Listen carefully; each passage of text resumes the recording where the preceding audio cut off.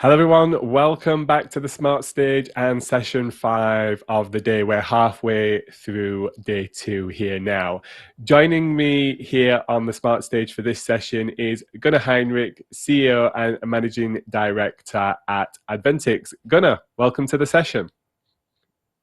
Thank you for inviting me. Good to be here. Yeah. Gunnar, I know you've got a really interesting topic here: digital business opportunities in the Federal Republic of Data Protection, a German glimpse on the post-corona tradefair data market. I'm going to give you the floor. Over to you, and really looking forward to this session, Gunnar. Yeah, thank you so much for the introduction. Yeah, good morning, everyone in the America and Canada over there, and good evening to all the others here in Europe. I'm sitting here in Munich, so we are starting in the evening right now, looking forward to a glass of wine. But I thought I share some ideas, facts, stories with you here from Germany. As you probably all know, Germany plays a pretty big role in the exhibition industry. We have some of the biggest venues here, some of the biggest exhibitions are here located in Germany. And of course, we are famous for our strict regulations all around data privacy and GDPR. So sometimes this is conflicting a little bit, but I think I give you some overview of the status quo. First of all, let me focus on attendee data and talk a little bit about the relevance of them. Attendee data, because I think mainly all the other data types like exhibitor data, finance data, floor planning data, these are pretty much well managed, and with attendee data this is not always the case. Then we had definitely some changes through the pandemic, not only to the bad. Some things turned out quite good, and I wanted to speak also about that. Then, as promised, some aspects about data privacy here in Germany, and maybe also what you can do with it if you are maybe a service provider or an organizer, or want to enter the German markets and you have to deal with it. So some tips and recommendations from my side here. And yes, and then I want also to make some summarizing points about where do we stand right now, what are the challenges, and what are the next steps. One slide very briefly about my role, my company. We are a consulting company here. We are working exclusively for the exhibition industry in Europe. We are having 20 employees helping with that. We did and are still doing consulting projects all over the world. Our main focus is digital innovation, talking about strategy, business models, data, and so on. And since many years, our main focus is about visitor value management. So how can we manage communities better and make business out of that? And as you can see, we are working for many years continuously for the biggest organizers here in Europe. And I think we have a quite good view what's going on here, is especially in Germany, but also in other parts of Europe. This is one of the nice halls we have here in Munich, but I could show you pictures from many other empty halls, and they are empty now, as you can imagine. We are still here, if it comes to exhibitions, in a lockdown phase, still empty everything. And they used to be big assets if you have a cool venue, but of course, if it's empty, it costs a lot of money. So one of the main objectives is to fill it. And same hall, 2.5 days later, it looks like this, fully booked. The exhibition director is happy. Invoices are paid. This is the current business model still for the majority of the organizers, to sell space to their exhibitors. But of course, the question always is, for what are exhibitors paying the bill? And it's definitely not a dry, nice place. It's this one here. It's I think 8 hours later in the morning, the halls are filling with people, and this is the real product what exhibitors are paying for. And it's very astonishing how few things only are known about your core product. If you are in another industry, like in the car industry or pharmaceutical industry or banking industry, it's absolutely crucial that you know your product in and out. And this is not always the case with organizers. Not very many things are well known about their core product, which they are selling. And by the way, selling, it's more and more, and we will see how the pandemic and digital platforms will help to shift the view on this, is where exhibitors are asking, well, I don't want to know how much is a square meter. Where can I book visitors? Where can I book B2B VIPs? Where can I want to pay for this and not for just having a stand. So leads is still a very crucial product. If you look at the data situation of attendees, we have this super simple pyramid to illustrate things, and we are still there. We use this pyramid, I don't know, for 6, 7, 8 years now, and not many things have changed. So at the very bottom layer, you have your, we call it master data, everything, let's say, what is printed on a business card, like name, email address, everything. And upon that, you have by customer type or by attendee type, if it's an exhibitor or a press member or a politician from the protocol side, or B2B or B2C visitors, you have your special attributes. Still structured, and quite often in various silos within your organization. So only a few organizers started in the last years to move everything and bringing everything together into one single CRM, into one single data platform, because we have this multi-role model, and visitor can be an exhibitor for the next show and so on.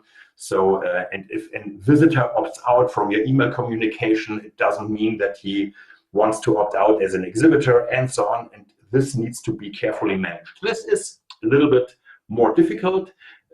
We are not there for everyone, but we made good progress over the last years. But then we have the layer 3. It's mainly unstructured data. We have all the behavioral data, like opening rates on website visits, on matchmaking experiences and product buying behavior, and so on and so on. And you need to aggregate this data and to bring it together with the other 2 layers. And this means the real value. The layer 1 is not of value. Maybe it was of value in the 80s or in the 70s, in the last century, where you could sell yellow page books, but it's not any value anymore. So the real value is if you know your attendee community very, very well, with all their structured data and their unstructured data. This is where we have to go.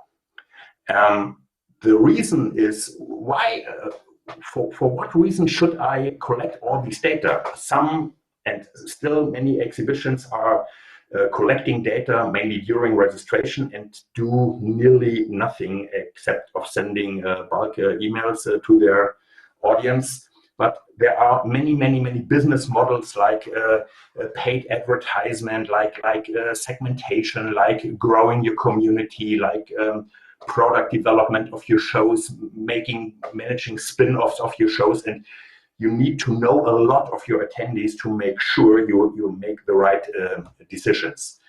And the focus currently here in Germany, if you talk to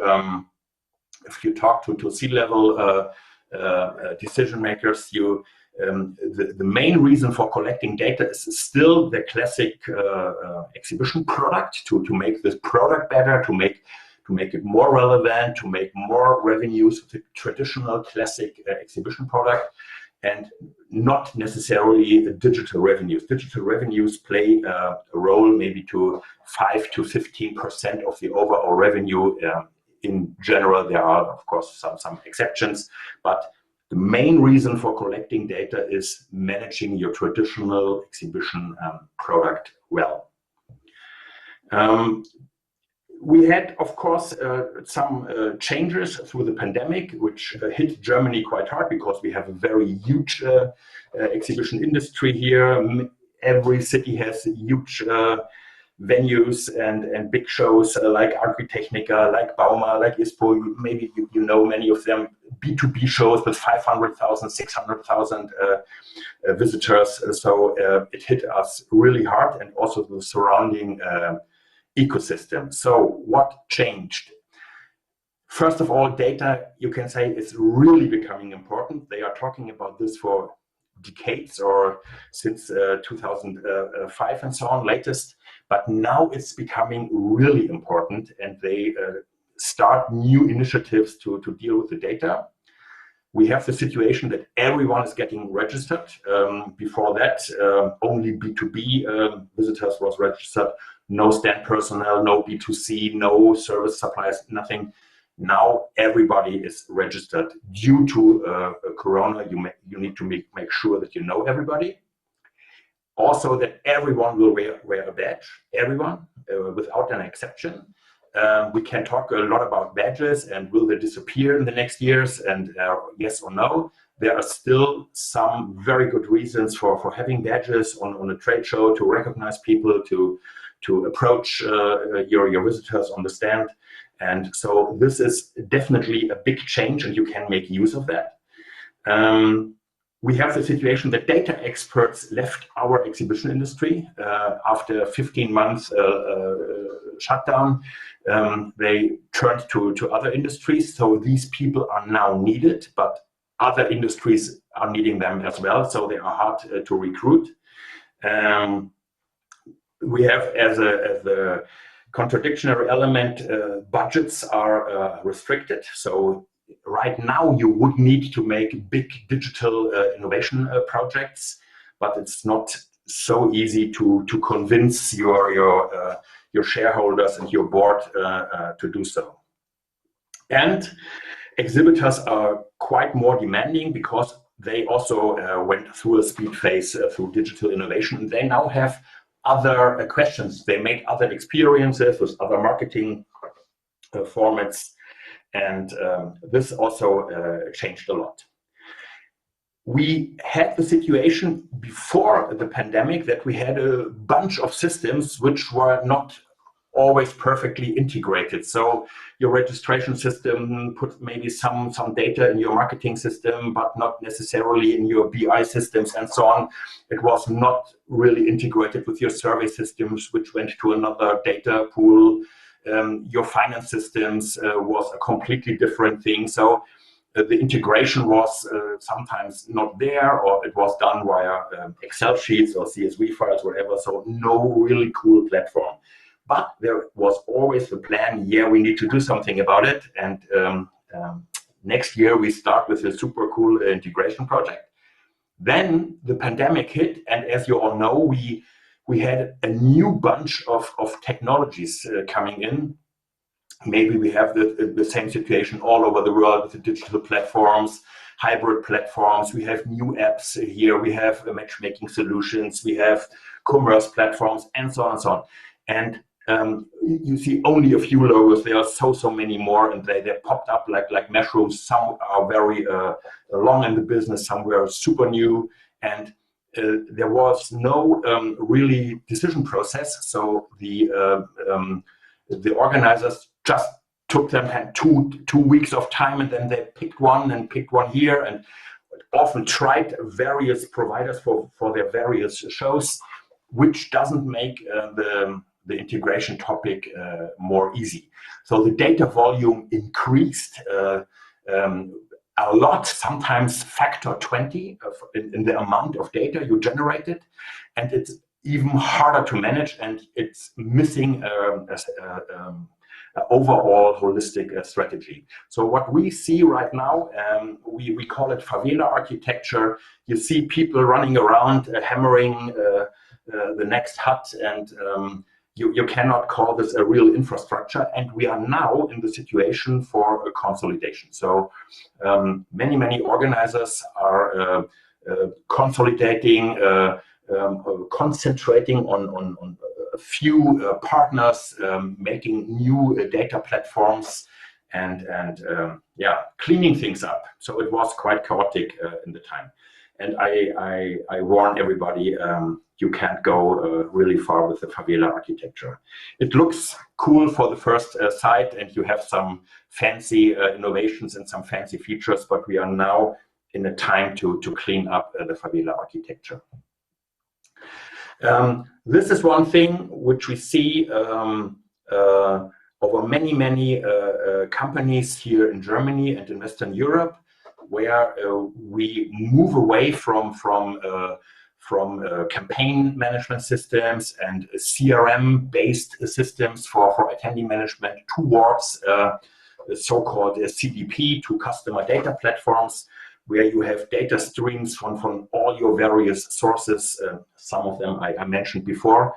And you have data streams from your survey system to your registration, your website, your finance system, your whatever, and you bring everything together, harmonize the data, and then you can do something with the data. And you can do omni-channel action, not only for marketing, but also for digital business models. So customer data platforms are really an important category of projects running right now. Coming again to the point that many data scientists and data specialists left over the last months, and they are badly needed, which is a very good opportunity, by the way, for knowledgeable service providers from the industry. As we looked to the registration side, and we had this picture here during an UFI association conference, I think 3 years ago, we said, hey, look at the registrations for the very big platforms people are using nearly day to day, like LinkedIn, Amazon, Google. Super simple registration, and they are using a progressive profiling over the time. So they know you better than every exhibition company, of course. But exhibitions tend to have big surveys at the registration point. You see it here at the right. And this was just one example of questions we had to an audience of approximately 200-300 experts from the industry. And we asked them, aren't we providing an outdated customer experience with our digital solutions? And not so surprisingly, but 87% said, yes, we are providing an outdated customer experience. And to be honest, I'm not too sure if things changed radically over the last month by just adding another digital platform. Things helped a little bit if you now integrate things, but still there's a long way to go to offer a really good customer experience. And other competitive channels, they do, and the exhibitors experienced it over the last month extremely, how well other tools are working, how good the journeys are, how good the user experience is. And we have to improve, and we have to improve the digital experience, but we have also to improve our on-site experience and bring it together. Coming to the GDPR thing, you know, we have this thing here, like similar initiatives all over the world. Europe is quite strict. Germany is, I think, even more strict, and they are very serious of keeping the rules. And I just put there some basic principles you maybe all know. You have a purpose limitation, data minimization, and so on. And this is controlled, and you have to pay fines if you are not compliant to this. this leads to fancy things. I have here some selected statements of some organizer CEOs we had in the last 2 years. You have statements like, well, let's delete all visitor data 4 weeks after the show, because we recorded them also for corona tracing, and this is a health data thing, and we have a purpose limitation, so obviously we need to delete all of our data. And I promise they did delete all the data, so they cannot re-invite the visitors to the next event. Impossible. They lost all the information just to comply with the law. Second, they said, well, we are forced to minimize our data sets. So we are not allowed to enrich our attendee data with behavioral attributes, or to enrich them with external sources, with LinkedIn profiles, with other sources. This is forbidden. So we don't do that. We just, let's say, collect the business card data. Or you say, you have the storage limitation. You see people deleting all the attendees of all shows of an organizer which didn't visit the last 12 months, because then there is obviously no reason for keeping them from a legal point of view. So just delete them. And the truth is, many things would have been possible and are still possible. Of course, you can do all these things. You can do corona tracing and store all the data and enrich the data if you design it and manage it properly. So if you want to do business with data in Germany, if you are a provider or if you're an organizer, I only can recommend bring some experts on board, some specialized lawyers from this field, and they help you to design it, because it's possible. And as you can imagine, it's a clear competitive advantage. The discussion was on the one of the association meetings I talked before. The question was, if we have these strict privacy laws here in Germany, will this slow down the digital revolution? And this was a question 3 years ago. And well, yes, there was yes and no. And overall, the opinion was it can be an asset to be careful with data.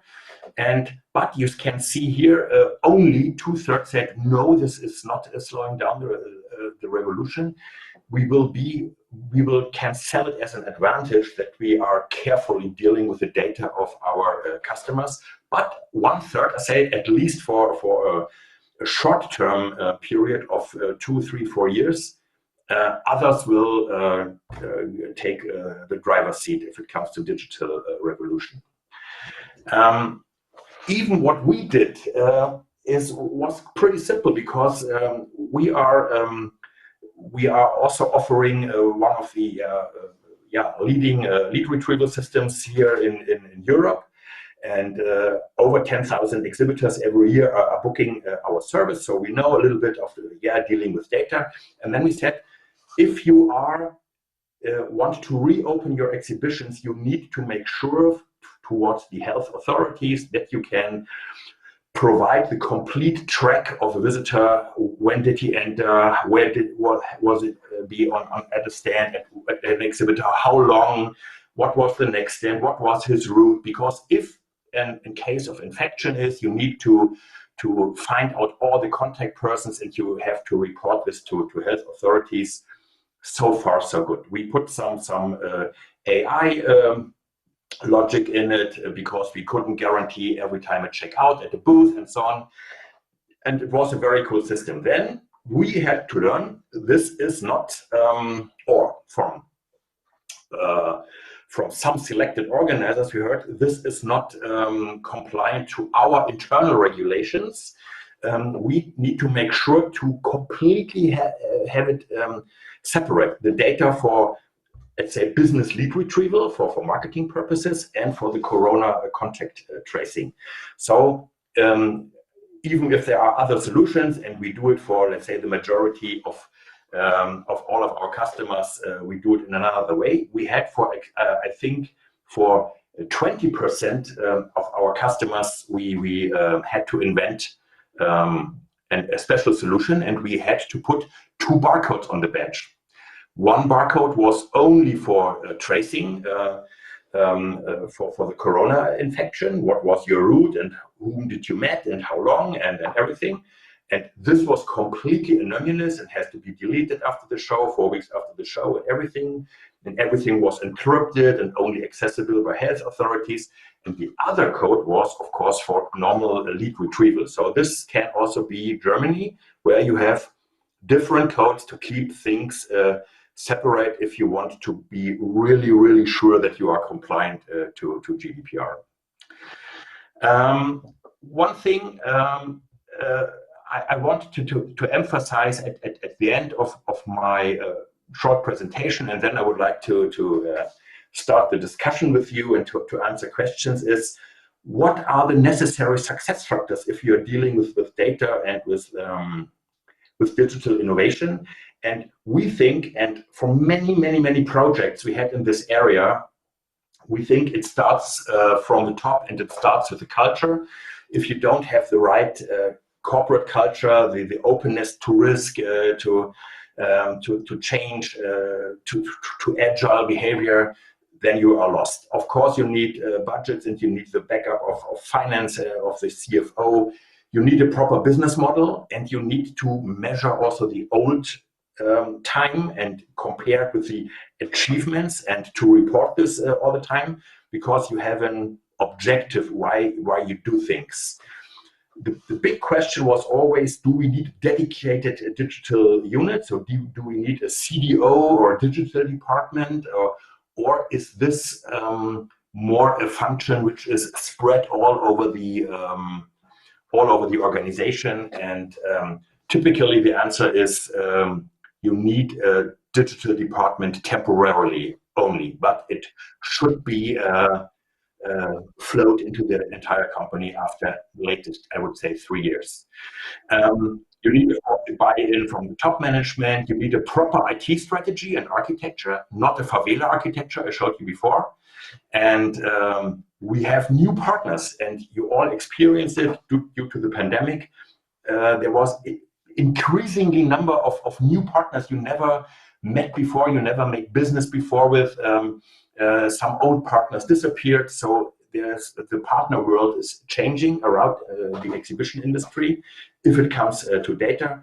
And then, of course, you need a very good data management projects in place.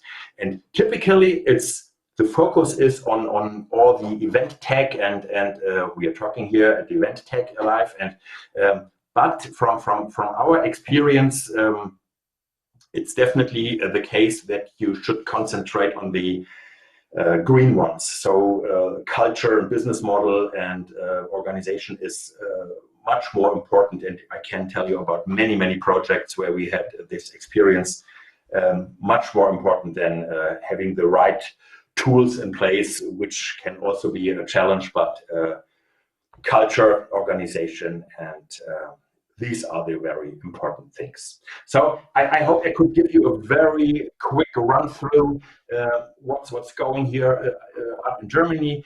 Maybe you think, well, they are even worse than we, or you say, well, good, we are all in the same boat. And so I'm really looking forward to some statements from your side. Thank you so much. Gunnar, thank you very much for such a detailed presentation.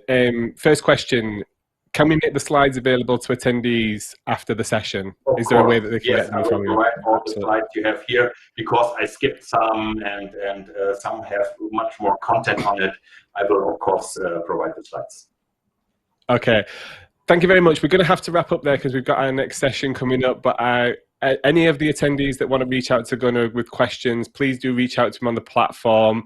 Gunnar, thank you very much for coming and speaking to us at EventTech Live. And to all the attendees, we'll see you very shortly in the next session. Thank you so much.